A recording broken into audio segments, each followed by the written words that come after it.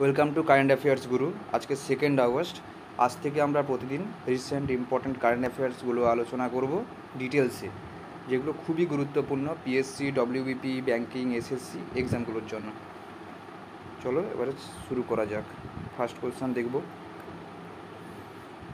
With reference to medical college admission all India quota scheme was introduced in which year? মানে হচ্ছে medical কলেজে ভর্তির প্রসঙ্গে all India কোটা স্কিমটি কত সালে চালু করা হয়েছিল? এটা আমরা ফার্স্টে জানবো। এটা হচ্ছে কবে? 1986-এ চালু করা হয়েছিল। 1986-এ। দেখো টাইমস অফ ইন্ডিয়াটা কভার করেছে যে রিসেন্ট, এটা হচ্ছে actually recent union health minister recently announced করেছে যে 27% রিজার্ভেশন সংরক্ষণ দেওয়া হবে ওবিসিদের, আদার ব্যাকওয়ার্ড ক্লাসেসদের, অ্যান্ড 10% সংরক্ষণ দেওয়া হবে ইকোনমিক্যালি উইকার সেকশনসের। ওকে, এটা কোন এক্সামের জন্য? নিট এক্সামের জন্য। এটা কোন স্কিমের আন্ডারে? এটা হচ্ছে অল ইন্ডিয়া কোটার স্কিমের আন্ডারে for under graduate and post graduate medical and dental কোর্সের আন্ডারে, এবং সেটা 2021 থেকে 2022 থেকে সেটা অ্যাপ্লাই হবে। এবারে আমরা জানবো নিটটা অ্যাকচুয়ালি কী। NEET, নিট, এই যে নিট এক্সামটা অ্যাকচুয়ালি কী? নিট এক্সামটার ফুল ফর্ম হচ্ছে actually national eligibility cum entrance test. যেটা একটা এন্ট্রান্স এক্সাম কিসে? Undergraduate, NEET undergraduate এবং নিট এই যে postgraduate medical and dental course হয় ওটাতে এন্ট্রান্সের জন্য, মানে ভর্তির জন্য এটা একটা এন্ট্রান্স এক্সাম একটা দিতে হয়, যেটা হচ্ছে বলা হচ্ছে নিট। আনটিল 2016 পর্যন্ত এই এক্সামটা অ্যাকচুয়ালি 2016 পর্যন্ত এই এক্সামটায় যে নিট এক্সামটার নাম ছিল all India pre medical test, যেটা কিনা ন্যাশনাল লেভেল এন্ট্রান্স একটা ছিল, নাকি পুরো জাতীয় লেভেলের একটা এন্ট্রান্স ছিল কিছু মেডিকেল কলেজের জন্য, একটু ভালো ভালো মেডিকেল কলেজের জন্য। আর তাছাড়া কিছু মেডিকেল কলেজে, তাছাড়া বাকি কলেজগুলোর জন্য যে যার কনসার্নিং স্টেট, মানে রিলেটেড স্টেটস, যে যার রিলেটেড স্টেট, যেমন হচ্ছে ওয়েস্ট বেঙ্গল স্টেটস তার আলাদাভাবে একটা এক্সাম কন্ডাক্ট করতো। ওইগুলো যেগুলো অল ইন্ডিয়া লেভেলে যেসব কলেজগুলো ছিল না, তাদের সেই সব কলেজের জন্য আবার স্টেটস আলাদাভাবে একটা এক্সাম কন্ডাক্ট করতো, এবং সেখানে তারা রিক্রুটমেন্ট করতো, তারা অ্যাডমিশান নিত, একটা এন্ট্রান্স নিত, ঠিক আছে। এবং নিট, এই যে নিটটা অ্যাকচুয়ালি ফার্স্ট টাইম আসে 2013-এ, তারপরে থেকে ডিসকন্টিনিউড হয়ে যায়। তারপর এপ্রিল 13, 2016-এ সুপ্রিম কোর্ট তাকে সমর্থন করে, এবং সুপ্রিম কোর্ট বলে যে এটাকে অ্যাপ্লাই করতে হবে। যার পর থেকে আন্ডার গ্র্যাজুয়েট লেভেল এবং পোস্ট গ্র্যাজুয়েট লেভেলে এইসব হয়ে থাকে, এই এক্সামটা হয়ে থাকে, এবং এটা হচ্ছে ইংলিশ, হিন্দি এবং হচ্ছে অন্যান্য ইন্ডিয়ান ল্যাঙ্গুয়েজেস হয়ে থাকে, এবং এটা ইনিশিয়ালি একটা কন্ডাক্ট করে সিবিএসসি। তবে এখন সিন্স 2018 থেকে এটা কন্ডাক্ট করে ন্যাশনাল টেস্ট এজেন্সি NTA এটা কন্ডাক্ট করে। এবারে আমরা এই যে 1986-এ এর অ্যাকচুয়ালি যে অল ইন্ডিয়া কোটা বললাম, এই যে অল ইন্ডিয়া কোটাটা অ্যাকচুয়ালি 1986-এ অ্যাকচুয়ালি ইন্ট্রোডিউস করা হয়েছিল বাই দ্য সুপ্রিম কোর্টের এটা আন্ডারে, সুপ্রিম কোর্টের কনসার্নসে এটা হচ্ছে কন্ডাক্ট করা হয়েছিল, এবং এটার মেন লক্ষ্য ছিল যদি কোনো স্টুডেন্ট মেরিট লিস্টের থেকে যদি কোনো ভালো অন্য কোনো স্টেটে ধরো ভালো কলেজ আছে, ওই স্টেটে আমাদের ধরো ওয়েস্ট বেঙ্গল স্টেট থেকে ওই স্টেটে একটা স্টুডেন্ট ভর্তি হতে চাই, যেহেতু ভালো কলেজে সবাই ভর্তি হতে চাইবে, কিন্তু ওই কলেজে যদি ভর্তি হতে চায় তাহলে সেটা ভর্তি হতে পারে, এবং সেটা একজন জন্য একটা সিঙ্গেল একটা এক্সাম নেওয়া হতো, এবং সেটার জন্য নেওয়া হতো। এবং ওই স্কিমে আরও বলা হচ্ছে যে 15% ইউজি সিটস থাকবে, আন্ডার গ্র্যাজুয়েটস 15% সিটস থাকবে, এবং 50% থাকবে postgraduate seats in government medical কলেজে। এবারে নেক্সট কোয়েশ্চন দেখবো, how many tiger reserves of India have received accreditation of the global conservation assured tiger standards, that is CATS? ভারতের কয়টি বাঘ সংরক্ষণাগার accreditation of the global conservation assure tiger standards CATS এর স্বীকৃতি পেয়েছে? এটা হচ্ছে অ্যান্সার হচ্ছে 14, ঠিক আছে। দেখো এটা কভার করেছে 14 Indian tiger reserves receive global CATS recognition for good tiger conservation. দেখো 14 আমাদের এখানে ইন্ডিয়াতে টোটাল 51খানা টাইগার রিজার্ভস আছে, যার মধ্যে 14 টাইগার রিজার্ভস CATS এর অ্যাক্রিডিটেশন একটা স্বীকৃতি পেয়েছে। CATS একটা স্বীকৃতি পেয়েছে, যেটা কিনা ইউনিয়ন এনভায়রনমেন্ট মিনিস্ট্রি আমাদের থার্সডে জানিয়েছে। ইন্টারন্যাশনাল 29 জুলাই 2021 এটা অ্যাকচুয়ালি কী ডে পালন করা হয়? এটা হচ্ছে ইন্টারন্যাশনাল টাইগার ডে হিসাবে পালন করা হয় থার্সডেতে, ইন্টারন্যাশনাল টাইগার ডে। এই যে 14খানা টাইগার রিজার্ভস সিএটিএসের স্বীকৃতি পেয়েছে সেগুলো হলো, দেখো, একটা হচ্ছে আসাম থেকে মানস, কাজিরাঙ্গা, ওরাং। মধ্যপ্রদেশ থেকে সাতপুরা, কানহা, পান্না। মহারাষ্ট্র থেকে পেঞ্চ। বিহার থেকে বাল্মীকি টাইগার রিজার্ভ। উত্তরপ্রদেশ থেকে বুধুয়া। ওয়েস্ট বেঙ্গল থেকে সুন্দরবনস। কেরালা থেকে পরমবিকুলাম। কর্ণাটক থেকে Bandipur tiger reserve and Tamil Nadu থেকে মুদুমালাই অ্যান্ড আনামালাই টাইগার রিজার্ভস। এই 14খানা টাইগার রিজার্ভস সিএটিএসের স্বীকৃতি পেয়েছে। এবার আমরা যদি জানি সিএটিএসটা আমরা যেটা বলছি সেটা অ্যাকচুয়ালি কী। সিএটিএস হচ্ছে একটা ক্রাইটেরিয়া, কিছু টাইগার রিজার্ভসের কিছু একটা ক্রাইটেরিয়া ফলো করতে হয়। যদি তারা এই ক্রাইটেরিয়াগুলো ফলো করে তারা ওই সিএটিএসের স্বীকৃতি পেয়ে যায়। যেমন ওই ক্রাইটেরিয়ার মধ্যে 7খানা পিলার্স আছে এবং 17 এলিমেন্টস আছে। ওই 7খানা পিলার্সের বলতে 17 এলিমেন্টস আছে। 7খানা পিলার বলতে এই যে 7খানা পিলার্স বলতে আমরা যেটা বলতে চাইছি, ওরা যেটা বলতে চাইছে ইম্পর্ট্যান্ট অ্যান্ড স্ট্যাটাস, এটা হচ্ছে এগুলো হচ্ছে pillars. Community, tourism, protection, habitat management, tiger population, এগুলো হচ্ছে পিলার্সগুলো। আর হচ্ছে এই পিলার্সের মধ্যে 14খানা দেখবে এলিমেন্টস আছে। যেমন সোশ্যাল ইম্পর্টেন্স অ্যান্ড স্ট্যাটাসের ক্ষেত্রে সোশ্যাল, কালচারাল, বায়োলজিক্যাল সিগনিফিকেন্স, এগুলো এইসব যদি এই এলিমেন্টসগুলো যদি সে ফুলফিল করে তাহলে টাইগার রিজার্ভসরা ওই সিএটিএসের স্বীকৃতি পেয়ে যায়। আর হচ্ছে এই সিএটিএস অ্যাকচুয়ালি ডেভেলপ করেছিল টাইগার অ্যান্ড প্রোটেক্টেড এরিয়া এক্সপার্টসরা, এবং এটা হচ্ছে লঞ্চ হয়েছিল, মানে এসছিলো, লঞ্চ হয়েছিল, অফিসিয়ালি এসছিলো 2013 থেকে। এবং এটা হচ্ছে T x2, এই যে গ্লোবাল একটা গোল আছে, T x2 বলতে তাদের গোল হচ্ছে অ্যাকচুয়ালি T x2 হচ্ছে একটা গোল, মানে একটা লক্ষ্য একটা তারা নিয়েছে একটা সংস্থা, সেটা হচ্ছে 2022 এর মধ্যে ওয়ার্ল্ডে যত টাইগার আছে তার ডবল করা।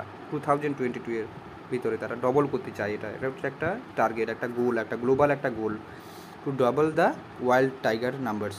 এটা হচ্ছে সিএটিএস হচ্ছে এর একটা পার্ট। এলিমেন্টসগুলো, পিলারগুলো আমরা দেখলাম। এবার আমরা যদি দেখি এই টাইগার রিজার্ভ যে সিএটিএস যে অ্যাসেসমেন্টে যে সিএটিএসের এই যে মূল্যায়নটা, এটা অ্যাকচুয়ালি শুধুমাত্র সিএটিএস করে না, এর জন্য আবার global tiger forum, GTF and international NGO. GTF হচ্ছে একটা কি না অ্যান ইন্টারন্যাশনাল এনজিও, যেটা কিনা টাইগার কনজারভেশনের জন্য কাজ করে থাকে। জিটিএফ এবং হচ্ছে ওয়াইল্ড লাইফ ফান্ড ইন্ডিয়া, এ দুজনও এর সাথে সিএটিএসের সাথে পার্টনার্স আছে। কোয়েশ্চন দেখব, who is the national record holder in the men's 300 metre steeplechase, মানে পুরুষদের 300 মিটার স্টেপল চেসে জাতীয় রেকর্ডধারী কে? দেখতে পাচ্ছ নিউজ 18 এটা কভার করেছে। Tokyo Olympics, Avinash Sable betters own 300 metre steeplechase national record. সেটা বুঝতে পারছো, তাহলে অ্যান্সারটা কী হবে? অভিনাশ স্যাবলে। এবারে কী হয়েছে ঘটনাটা? অভিনাশ স্যাবলে ইন্ডিয়াস একটা মহারাষ্ট্রের অভিনাশ স্যাবলে সে একটা আগে রেকর্ড করেছিল, যেটা হচ্ছে ফেডারেশন কাপ মার্চে ঘটা। সে ফেডারেশন কাপে সে একটা ন্যাশনাল রেকর্ড করেছিল যে 8 মিনিটস 20.20 সেকেন্ড সে একটা কভার করেছিল, একটা রেকর্ড করেছিল। সেটা কিনা এই টোকিও অলিম্পিক্সে সেটা ভেঙে দেয় এবং সেটা সে 8 মিনিটস 18.12 সেকেন্ডসে সে কভার করে। ওকে, এটা সেই জন্য একটা সে রেকর্ড করে। এবারে আমরা যদি জানি অভিনাশ স্যাবলে সম্বন্ধে, অভিনাশ স্যাবলের ফুল নাম হচ্ছে অভিনাশ মুকুন্দ স্যাবলে, যার জন্মগ্রহণ করে কোথায়? মহারাষ্ট্রের বিট ডিস্ট্রিক্টের মান্ডোয়াতে। তার স্পোর্ট কি? ট্র্যাক অ্যান্ড ফিল্ড বলতে একটা স্পোর্ট যেখানে কিনা অ্যাথলেটিক্সরা রানিং করে এবং জাম্পিং করে, বলতে এই যে এটা দেখতে পাচ্ছ, এটা হচ্ছে রানিং জাম্পিং, এটা হচ্ছে ট্র্যাক অ্যান্ড ফিল্ড স্পোর্ট। তার কোন ইভেন্টে ছিল? ট্র্যাক অ্যান্ড ফিল্ডের কোন ইভেন্টে? 300 মিটার স্টেপল চেসে। এমনকি স্যাবেল একটা সিলভার মেডেলও জিতেছিল 2019 Asian athletics championships in Doha, capital of কাতারে দোহাতে 2019 এশিয়ান অ্যাথলেটিক্স চ্যাম্পিয়নশিপে সে সিলভার মেডেলও জিতেছিল। তার ডেবিউট হয়েছিল উইথ টাইমে 8:30:19 সে ফার্স্ট যখন ডেবিউ করেছিল তখন সে এটা স্কোর করেছিল 2:30:19, 8 মিনিটস 30.19 সেকেন্ডস। এবার আমরা জানবো আইওসি, ইন্টারন্যাশনাল অলিম্পিক কমিটি সম্বন্ধে একটু জেনে নেই। হেডকোয়ার্টার্স হচ্ছে লসন, সুইজারল্যান্ড। প্রেসিডেন্ট হচ্ছে থমাস ব্যাচ। ডাইরেক্টর জেনারেল হচ্ছে ক্রিস্টোফার ডে কেপার। ফাউন্ডেড হয় 23 জুন 1894 প্যারিস, ফ্রান্সে। এবার আমরা রিসেন্টলি জানি যে মীরাভাই চানু একটা সিলভার জিতেছে আমাদের, এবং ইন্ডিয়ার হয়ে খাতা খুলেছে, মেডেলের খাতা খুলেছে আইওসি টোকিও অলিম্পিক্স 2020-তে। নেক্সট কোশ্চান দেখবো, who won the Maharashtra Bhushan award 2021? কে মহারাষ্ট্র ভূষণ পুরস্কার 2021 জিতেছে? সেটা হচ্ছে কিনা আশা ভোসলে। সেটাকে বুঝতে পারছো, আশা ভোসলে। রিসেন্ট দেখো এখানে হিন্দু কভার করেছে এই নিউজটা, আশা ভোসলে। যে Asha Bhosle to be honour with Maharashtra Bhushan award, এই যে কভার করেছে। এবার আমরা দেখব আশা ভোসলে সম্বন্ধে। আশা ভোসলে অ্যাকচুয়ালি 7খানা ফিল্মফেয়ার অ্যাওয়ার্ড পেয়েছে, Filmfare award for best female playback singer and 2 national film award for best female playback এবং সিঙ্গার, এবং দাদা সাহেব ফালকে পুরস্কার অ্যাওয়ার্ডও পেয়েছে 2000-এ। এবং অনার্স হয়েছে যে পদ্ম বিভূষণ 2018-এ পেয়েছে, এবং মহারাষ্ট্র বিভূষণ এই যে রিসেন্ট পেল 2021-এ। এবং হচ্ছে আমরা যদি মহারাষ্ট্র ভূষণের সম্বন্ধে জানি, ফার্স্ট মহারাষ্ট্র ভূষণ অ্যাওয়ার্ড পেয়েছিল মারাঠি লেখক PL দেশপান্ডে, এবং লাস্ট উইনার হচ্ছে মহারাষ্ট্র ভূষণ অ্যাওয়ার্ডের লাস্ট উইনার হচ্ছে 2015-এ দেওয়া হয়েছিল লাস্ট, সেটা হচ্ছে বাবা সাহেব পুরান্দরে, এটা হচ্ছে ঐতিহাসিক একজন, এবং লাস্ট 2021-এ এই আশা ভোসলেকে দেওয়া হলো। এবারে আমরা মহারাষ্ট্র সম্বন্ধে জানবো। মহারাষ্ট্রের ফরমেশন ডে, যেটা কিনা মহারাষ্ট্র ডে হিসাবে পালন করা হয়, এটা হচ্ছে 1 মে 1960। ক্যাপিটাল হচ্ছে মুম্বাই, এবং নাগপুর হচ্ছে উইন্টার ক্যাপিটাল। লার্জেস্ট সিটি হচ্ছে মুম্বাই। ডিস্ট্রিক্টস হচ্ছে 36খানা ডিস্ট্রিক্টস আছে। গভর্নর হচ্ছে ভগৎ সিং কোশিয়ারি। চিফ মিনিস্টার হচ্ছে উদ্ধব ঠাকরে। লেজিসলেটর হচ্ছে bicameral, that is legislative assembly and legislative council. Lok Sabha হচ্ছে 48খানা সিটস, আর রাজ্যসভাতে 19 সিটস। এই যে এইখানে হচ্ছে, এই যে ম্যাপে দেখে নাও, এখানেই হচ্ছে অ্যাকচুয়ালি মহারাষ্ট্র। এই মহারাষ্ট্র, এটা হচ্ছে ডিস্ট্রিক্ট ওয়াইজ ম্যাপ, ডিস্ট্রিক্টগুলো দেখে না। বিট, এই যে বিট ডিস্ট্রিক্টস দেখছিলাম আমাদের অবিনাশ স্যাবলে যেখানে বিলং করে, বিট ডিস্ট্রিক্টস এখান থেকে। এবারে নেক্সট কোশ্চেন দেখবো, which company collaborated with CBSE and ministry of education for AI for all initiative? কোন সংস্থা CBSE এবং শিক্ষা মন্ত্রকের সাথে AI ফর অল উদ্যোগের জন্য সহযোগিতা করছে? সেটা বুঝতে পারছো, ইন্টেল, ঠিক আছে। এখানে দেখো যা হিন্দু কভার করেছে, Intel launches AI for all initiative in partnership with CBSE। Actually কী হয়েছে, চিফ মেকার ইন্টেল তো জানো, আমরা ইন্টেলের আমরা চিফ পাই, সেই চিফ মেকার ইন্টেল সেটা লাস্ট থার্সডেতে ঘোষণা করেছে যে সে CBSE এবং আমাদের শিক্ষা মন্ত্রকের সাথে কোলাবোরেট করে, মানে সহযোগ একসঙ্গে মিলে একটা AI একটা ইনিশিয়েটিভ, একটা উদ্যোগ নিচ্ছে, AI ফর অল উদ্যোগ, যেখানে কী হবে সবাইকে, ইন্ডিয়ার সবাইকে আর্টিফিশিয়াল ইন্টেলিজেন্সের সম্বন্ধে তারা শেখাবে। এবার এই যে ইন্টেল সম্বন্ধে জানি, ইন্টেল কর্পোরেশন, এটা একটা আমেরিকান একটা ইন্টারন্যাশনাল কর্পোরেশন এবং টেকনোলজি কোম্পানি, আমেরিকা বেসড, এবং হচ্ছে ফাউন্ডার্স হচ্ছে এর গর্ডন মোরে অ্যান্ড রবার্ট নয়সি, এবং এর হেডকোয়ার্টার হচ্ছে Santa Clara, California, US। Chairman হচ্ছে ওমার নিসার্ক। CEO হচ্ছে প্যাট গ্লেসিঙ্গার। ইন্টেল বুঝতে পারছো, এটা যে সাইন আমরা ইন্টেলের আমরা যে পাই, চিপগুলো পেয়ে থাকি, এগুলো ইন্টেল। এরপর হচ্ছে আমরা CBSE সম্বন্ধে জানবো। CBSE হচ্ছে central board of secondary education, CBSEর ফুল ফর্ম, আর তার অ্যাব্রিভিয়েশন ফর্ম হচ্ছে CBSE বলা হয়। তার অ্যাকচুয়ালি ফুল ফর্ম হচ্ছে central board of secondary education.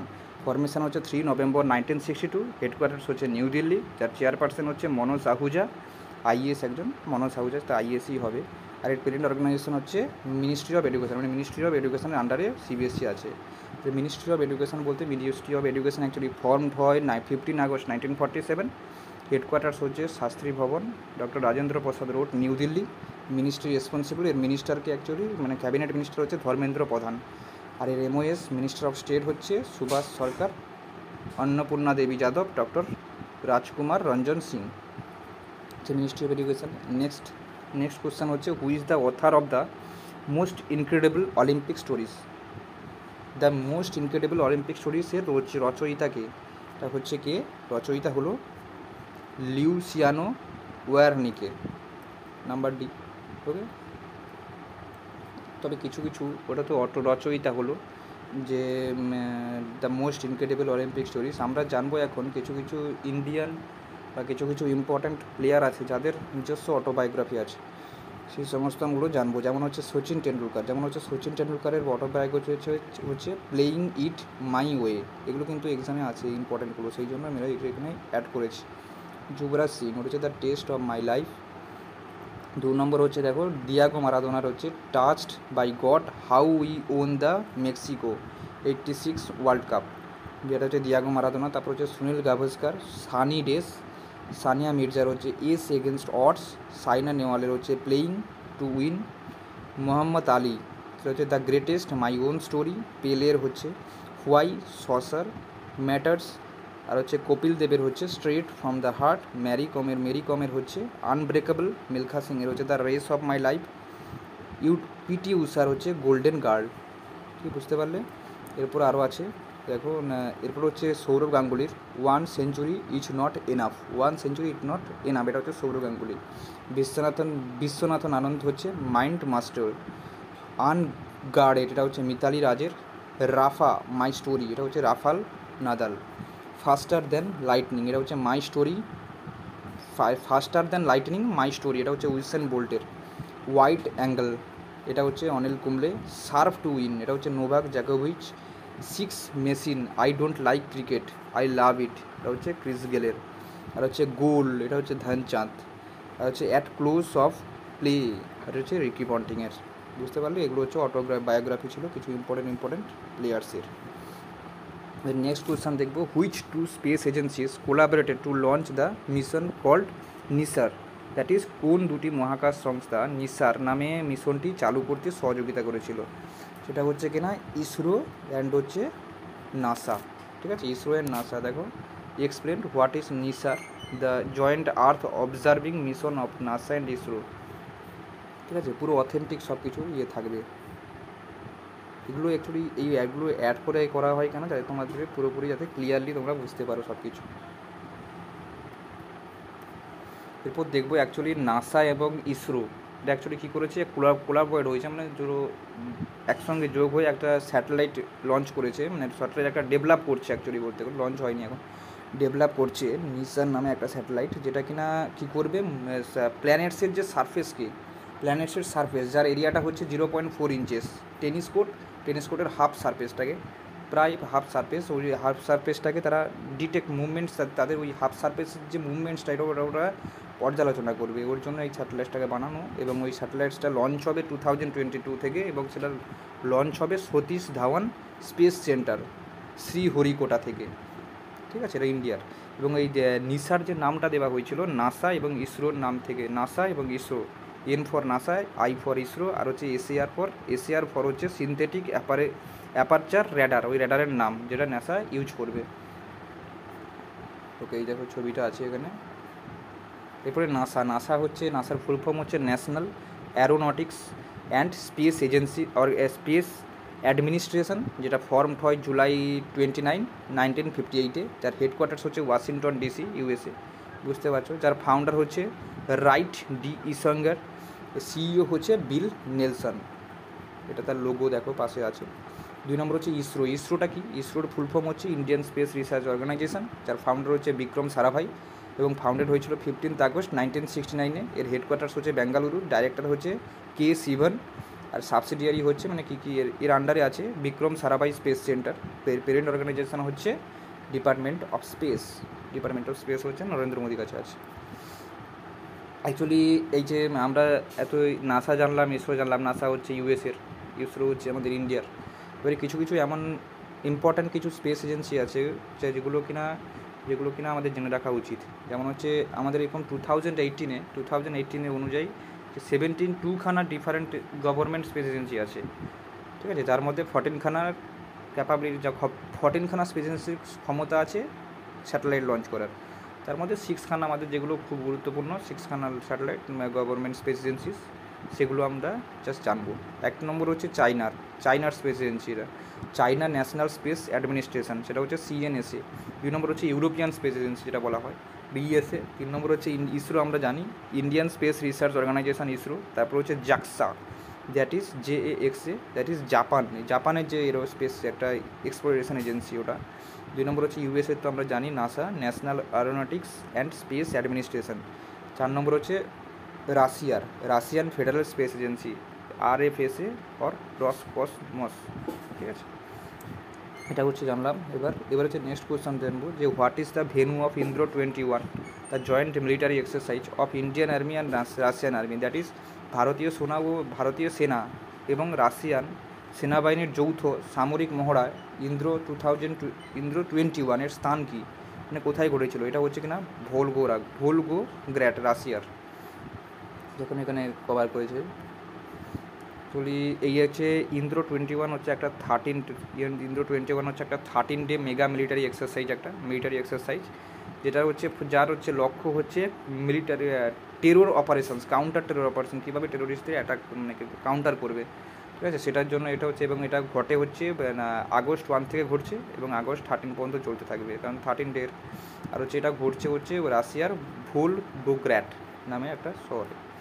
এবার কি আমরা একবার জানবো কিছু এখানে একটা খুব ইম্পর্টেন্ট যেটা জিনিস, যেহেতু এসছে এখানে বাইলেটারাল এক্সারসাইজের কথা বলা হয়েছে, তাই বাইলেটারাল এক্সারসাইজের কথা আমি কিছু ইম্পর্টেন্ট বাইলেটারাল এক্সারসাইজ জানবো। যেমন হচ্ছে সম্প্রীতি, যেটা হচ্ছে ইন্ডিয়ার বাংলাদেশের মধ্যে ঘটে, সম্প্রীতি ইন্ডিয়ার বাংলাদেশ। তারপর হচ্ছে মিত্র শক্তি, এটা হচ্ছে ইন্ডিয়া অ্যান্ড শ্রীলঙ্কা। তারপর হচ্ছে মৈত্রী এক্সারসাইজ, এটা হচ্ছে ইন্ডিয়া অ্যান্ড থাইল্যান্ড। তারপর হচ্ছে বজ্রপ্রহার, সেটা হচ্ছে ইন্ডিয়া অ্যান্ড USA। যুদ্ধ অভ্যাস, ইন্ডিয়ান US। শক্তি এক্সপ্রেস, সেটা হচ্ছে ইন্ডিয়ান ফ্রান্স। ধর্ম গার্ডিয়ান, এটা হচ্ছে ইন্ডিয়ান জাপান। তারপর হচ্ছে সূর্য কিরণ, সেটা হচ্ছে ইন্ডিয়ান নেপাল। তারপর হচ্ছে হ্যান্ড ইন হ্যান্ড এক্সারসাইজ, এটা হচ্ছে ইন্ডিয়ান চায়না। এটা হচ্ছে সিমবেক্স, এটা হচ্ছে ইন্ডিয়া অ্যান্ড সিঙ্গাপুর। তারপর হচ্ছে শক্তি এক্সারসাইজ, এটা হচ্ছে ইন্ডিয়ান ফ্রান্স। তারপর হচ্ছে কোরপ্যাট, ইন্ডিয়া অ্যান্ড থাইল্যান্ডের মধ্যে ঘটে থাকে।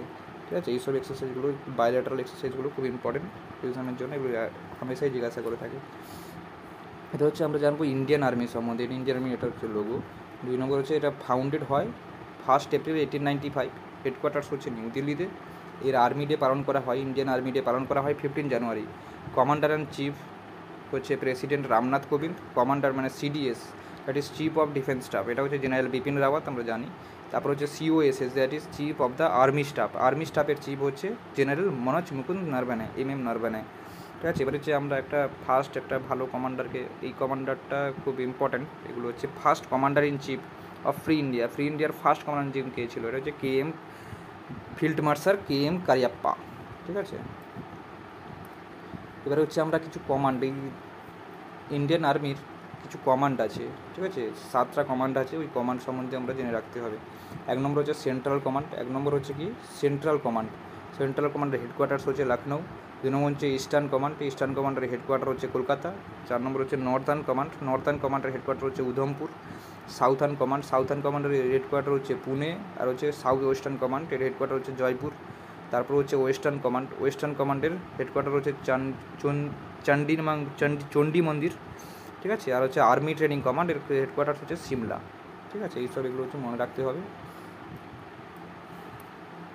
এরপর হচ্ছে নেক্সট কোয়েশ্চন দেখবো, which initiative has been launched by the government of India for preschool কিডসের জন্য। ঠিক আছে, প্রি স্কুল শিশুদের জন্য ভারত সরকার কোন উদ্যোগ চালু করেছে? সেটা হচ্ছে কি বিদ্যা প্রদেশ। ঠিক আছে, অ্যাকচুয়ালি কী হয়েছে, প্রাইম মিনিস্টার নরেন্দ্র মোদী থার্সডেতে কিছু ন্যাশনাল এডুকেশন পলিসি একটা লঞ্চ করে, যার মধ্যে কিছু ইনিশিয়েটিভস আছে। যার মধ্যে একটা ইনিশিয়েটিভ হচ্ছে সাফাল, যেটা হচ্ছে CBSEদের জন্য, CBSE স্টুডেন্টসের জন্য। আর একটা ইনিশিয়েটিভ হচ্ছে বিদ্যা প্রবেশ, যেটা হচ্ছে প্রি স্কুল চিলড্রেনদের জন্য, দ্যাট ইজ ইয়ং চিলড্রেনদের জন্য।